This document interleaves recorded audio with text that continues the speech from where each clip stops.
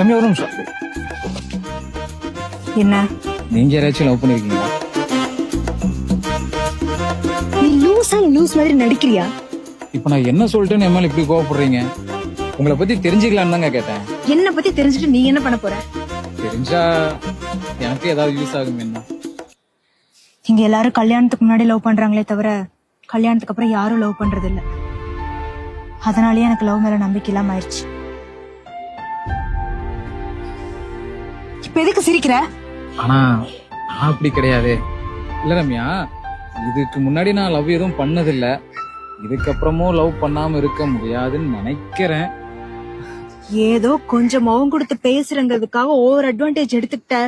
இருக்கிற கொஞ்சமும் இல்லாம போயிரும், பாத்துக்கோ. ரம்யா, ஈவினிங் உன் வேலையை மட்டும் நீ பாரு. இதாங்க என்னோட வேலையை.